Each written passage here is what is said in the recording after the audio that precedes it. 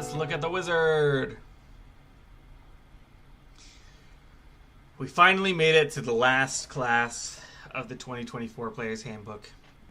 I will have other videos coming out, but this will be the last class that comes out. If you want to look at all the spellcasting, you want me to cover all the spellcasting in a video, let me know, but I'm not going to cover it here. Alright, Ritual Adept. You can cast any spell as a ritual if that spell has the ritual tag and it's in your spellbook. You don't need to have the spell prepared, but you must read from the book to cast a spell in this way.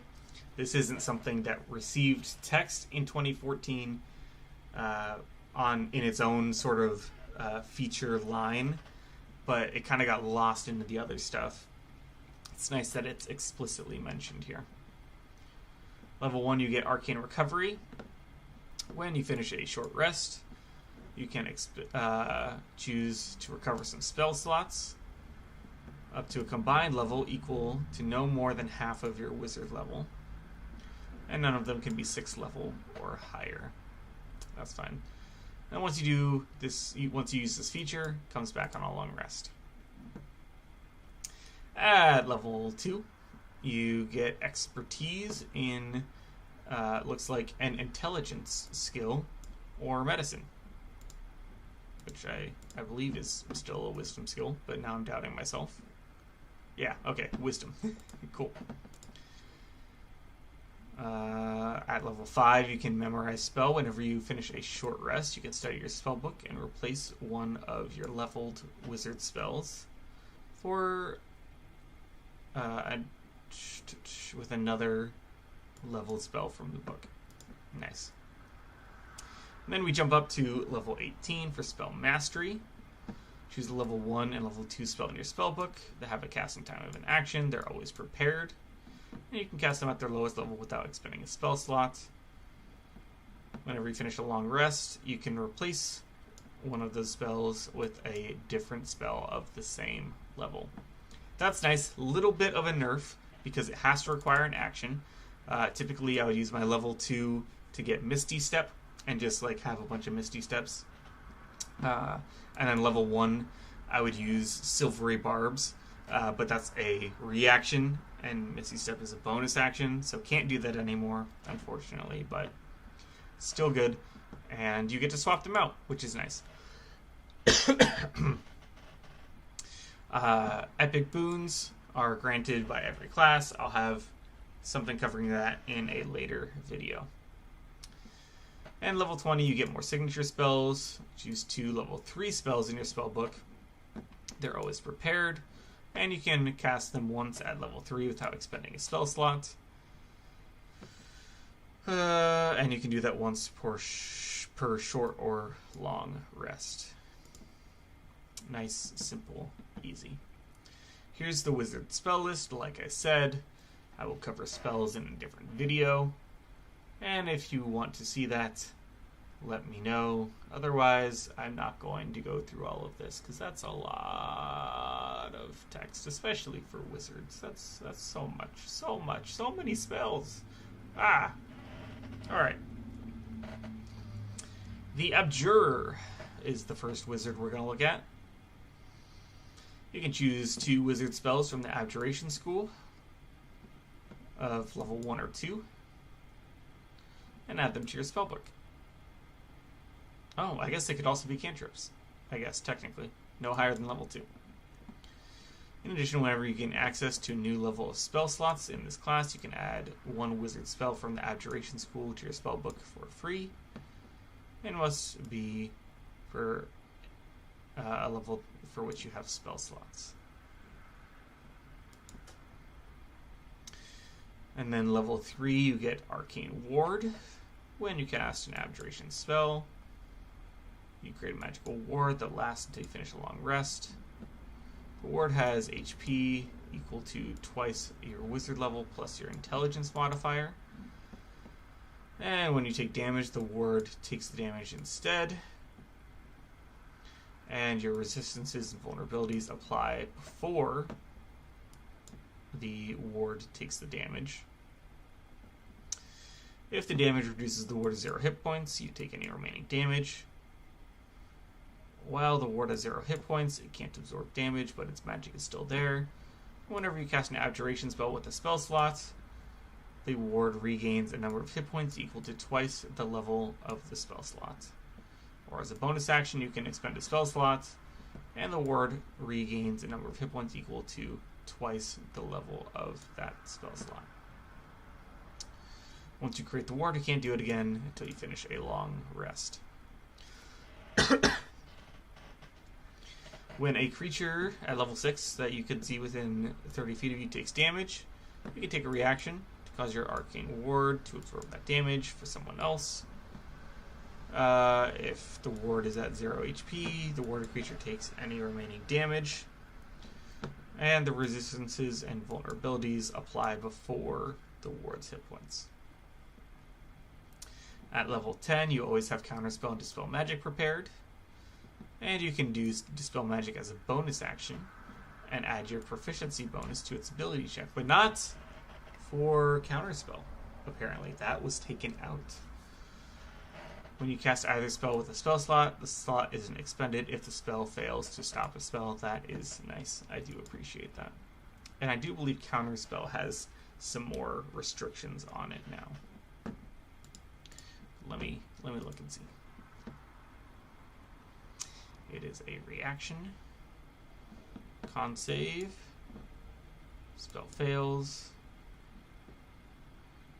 Oh, right, because you don't add your proficiency to this anymore. Or you aren't rolling, they're rolling a con save. So that makes sense why it was only Dispel Magic. Alright, but this is still a pretty strong spell. In Pathfinder, I know that you have to have the spell prepared. Or in some cases, a spell that can actually counter it. But Counterspell is still pretty good, I would say. It did get nerfed a little bit by not being able to add your proficiency bonus from the Abjurer. And finally, at level 14, you have advantage on saving throws against spells and resistance to the damage of spells. I would definitely play an Abjurer. That seems fun. Diviner, a beloved subclass. Level 3, we get Divination Savant. You get 2 wizard spells from Divination School. Same thing as the Abjurer. You add them to your spellbook for free. They're level 2 or lower. And when you get new levels of spell slots, you add another divination spell to your spellbook for free. Those are definite buffs compared to the 2014 spellbook, which or Player's Handbook, which made it just easier and cheaper to copy those types of spells into your spellbook. Level 3, you get Portent as well. Roll 2 d20s per long rest, record the numbers, and replace any d20 roll by a creature that you can see with one of those rolls. You have to do so before the roll, so you can't say, oh, you got a nat 20, I'm changing that. You have to do it before the roll, so that's a definite nerf to the Portent, which, to be fair, is fair. Portent was very strong. Each foretelling roll can only be used once. And when you finish a long rest, any unused ones are lost.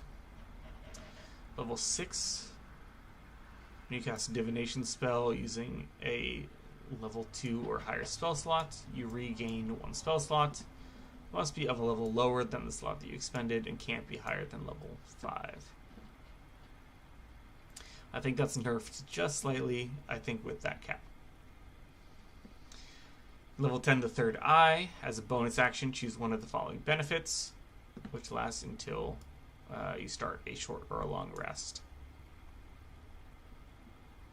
And then you can't use this feature again until you finish a short or a long rest. You either gain dark vision, you can read any language, or you can see invisibility. I can't remember if those came from the Transmutation Wizard or if they were always a part of the Divination Wizard. We'll see. At level 14, we get the Greater Portent. we roll 3d20s rather than 2. That's the same. Alright, the Evoker, another beloved spell class, subclass. Oh my gosh, I'm losing it here towards the end. Alright, 2 to go. Choose 2 wizard spells from the Evocation School that are lower than level 2 or lower. You get them for free, and then every time you level up your spell slots, you get another Evocation spell. When you cast a cantrip and you miss with the attack roll, or they succeed on the saving throw, they still take half damage, but no other effect. That is cool. I like that. I think before it just dealt extra damage, I do like that it still does something even if it does not succeed. Level 6, you get 2 sculpt spells. When you cast an evocation spell that affects other creatures that you can see, choose a number of them equal to 1 plus the spell's level. They automatically succeed on their saving throw and take no damage if they would normally take half damage on a successful save. Same thing as the Sorcerer Careful spell. They just a straight buff because they take no damage now. That is very nice. So if you cast Fireball, you can save 4 people who would get caught in the blast otherwise. Level 10 is the Empowered Evocation. Whenever you cast a wizard spell from the Evocation School, you can add your intelligence modifier to 1 damage roll of that spell. Classic, nice, helpful. At level 14, you can overchannel. When you cast a wizard spell with a spell slot of levels 1 to 5 that deals damage, you deal max damage on the turn that you cast it. First time you do this, you suffer no adverse effects, and you can do so once per long rest. But if you use it again for taking a long rest, you take 2d12 necrotic damage for each level of the spell slot immediately after you cast it, and that damage ignores resistance and immunity. Each time you use this feature before finishing a long rest, the necrotic damage per level increases by 1d12. Wow, that's crazy. But I'm glad that they added that text. Kind of nerfing just slightly. I feel like now there's a higher risk involved with overchannel that I think adds a little more, even though it's technically a nerf. Finally, the last subclass that we're going to cover is the Illusionist Wizard. At level 3, we get Illusion Savant. You get 2 illusion spells that are no higher than level 2 for free. And when you get higher spell slots, you get another illusion spell for free. At level 3, you also get Improved Illusions. You can cast illusion spells without verbal components. Thank you. Hard to cast an illusion convincingly if you are literally chanting in front of someone. And if an illusion spell you cast has a range of 10 plus feet, the range increases to 60 feet. You automatically know Minor Illusion. If you already know it, you get a different wizard cantrip. Thank you. It doesn't count against your number of cantrips known. You can create both a sound and an image, and you can cast it as a bonus action. So many buffs. Thank you, thank you, thank you. Level 6, Phantasmal Creatures. You get Summon Beast and Summon Fae for free. And whenever you cast either spell, you cast it as an illusion.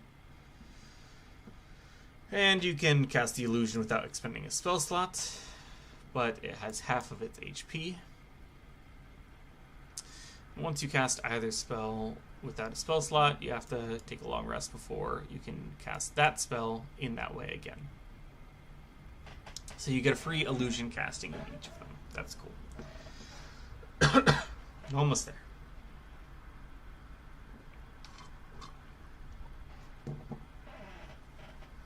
Level 10, you get Illusory Self. When a creature hits you with an attack roll, you can use your reaction to interpose a duplicate of yourself. the attack automatically misses and the illusion dissipates. You can't use this feature again until you finish a short or long rest, but you can use it again by using a level 2 or higher spell slot. I really like that. I like that addition. I love the extra uses. Definitely encourages me to play this subclass. And then finally, level 14, Illusory Reality. You have learned to weave shadow magic into your illusions and give them a semi-reality. When you cast an illusion spell with a spell slot, you can choose one inanimate, non-magical object that is part of the illusion to make the object real. You can do this on your turn as a bonus action while the spell is ongoing. The object remains real for 1 minute, during which it can't deal damage or give any conditions.